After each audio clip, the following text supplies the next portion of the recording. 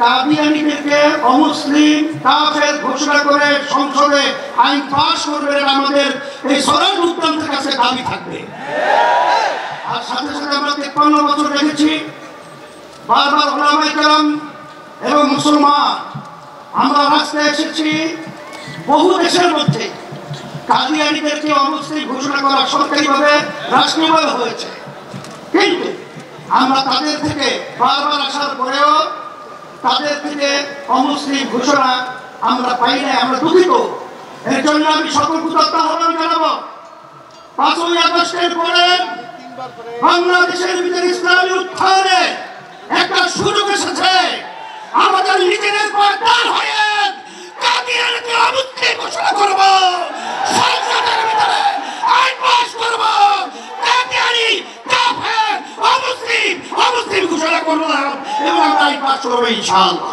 ঐতিহাসিক সোহরাওয়ার্দী উদ্যানে অনুষ্ঠিত বিদেশের শীর্ষস্থানীয় ওলামা মাশায়েখ, রাজনৈতিক নেতৃবৃন্দ ও লক্ষ লক্ষ তৌহিদি জনতা মহাসম্মেলন থেকে সর্বসম্মতিক্রমে ঘোষণা করা হচ্ছে এক আহমদিয়া মুসলিম জামাত নামধারী তথাকথিত কাদিয়ানী সম্প্রদায় ইসলামের দৃষ্টিতে কাফের, সংখ্যালঘু, অমুসলিম এবং এই সম্প্রদায় আহমদিয়া মুসলিম জামাত নামে নিজেদের পরিচয় প্রদান করতে পারবে না। তারা সকল ক্ষেত্রে কাদিয়ানী সম্প্রদায় নামে পরিচিত হবে। 2, কাদিয়ানীরা তাদের ধর্মকে ইসলাম আখ্যায়িত করতে পারবে না এবং ইসলামের কোন পরিভাষা যেমন কালিমা, নামাজ, রোজা, হজ, যাকাত, আযান, ঈদ, কুরবানি ইত্যাদি কোন ইসলামী পরিভাষা তারা ব্যবহার করতে পারবে না। 3, কাদিয়ানীরা তাদের উপাসনালয়কে মসজিদ নামকরণ করতে পারবে না। তাদের উপাসনালয় কাদিয়ানী উপাসনালয় হিসাবে পরিচিত হবে। এছাড়াও ইসলামের কোন শিআর যেমন সাহাবী, উম্মুল মুমিনিন ইত্যাদি ইসলামী বিশেষ নিদর্শন কাদিয়ানীরা ব্যবহার করতে পারবে না। 4, কাদিয়ানীদের সঙ্গে মুসলমানের বিবাহ ইসলামের দৃষ্টিতে সম্পূর্ণরূপে হারাম। অতএব কোন অবস্থাতেই কাদিয়ানীদের সঙ্গে কোন মুসলমান বৈবাহিক সম্পর্ক স্থাপন করতে পারবে না। কোন কাদিয়ানী নিজ পরিচয় গোপন করে কোন মুসলমানের সঙ্গে বৈবাহিক সম্পর্ক করলে তার বিরুদ্ধে আইনগত ব্যবস্থা গ্রহণ করা হবে। 5, কাদিয়ানীদের জানাজা পড়া যাবে না। মুসলমানদের কবরস্থানে তাদের লাশ দাফন করা যাবে না এবং কাদিয়ানী এবং মুসলমানের মাঝে কোন উত্তরাধিকারের বিধান প্রযোজ্য হবে না।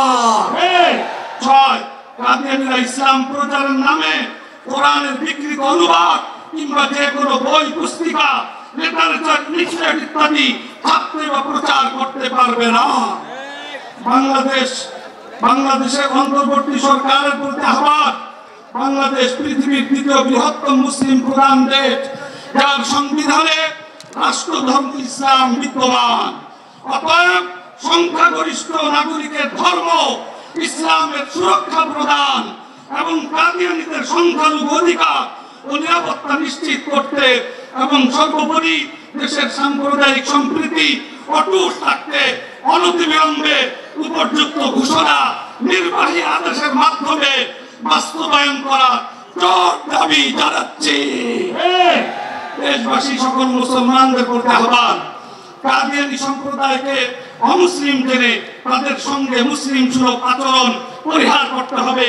কাদিয়ানীদের উপাসনালয়ে নামাজ পড়া, তাদের সঙ্গে বৈবাহিক সম্পর্ক স্থাপন করা, তাদেরকে সালাম দেওয়া ইত্যাদি পরিহার করতে হবে। কাদিয়ানীদের পণ্য বয়কট করতে হবে।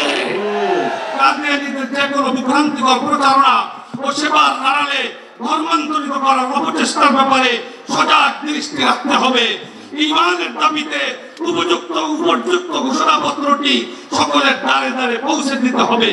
ভারতের কাদিয়ান নামক স্থানে জন্মগ্রহণকারী ইংরেজদের কর্মচারী গোলাম আহমদ নামক এক ব্যক্তিকে নিজেকে নবী দাবি করে বসে এর মাধ্যমে শ্রেষ্ঠ নবী হযরত মুহাম্মদ সাল্লাল্লাহু আলাইহি ওয়াসাল্লামের নবুয়তের সিংহাসনে আঘাত করে সেদিন থেকে শেষ নবীর ওয়ারিস আলেম ওলামা এবং মুসলিম উম্মা এই গোলাম আহমদকে একজন মিথ্যা নবুয়তের দাবিদার হিসেবে সর্বসম্মতিক্রমে কাফের সাব্যস্ত করেন। আজকের এই সম্মেলনে কাদিয়ানীদের অমুসলিম ঘোষণা করে সংসদে আইন পাশের যে মূল দাবি, তার সাথে আল হাইয়াতুল উলিয়া লিল জামিয়াতিল কওমিয়া চেয়ারম্যান ও বিভাগুল মাদারিসিল আরাবিয়া এর সভাপতি হিসেবে আমি সর্বস্তরের মুসলমানদের পক্ষ থেকে সম্পূর্ণ একাত্মতা ঘোষণা করছি এবং মনে প্রাণে আপনাদের কাছে জোর দাবি তুলছি, অবিলম্বে অমুসলিম কাদিয়ানীদেরকে অমুসলিম ঘোষণা করা আইন সংসদে পাশ করা হোক। ভাইরা আমার, আমি শুধু এতটুকু বলতে চাই, বর্তমান ইন্টারিম সরকার নির্বাহী আদেশের মাধ্যমে অনেক কিছু করেছে।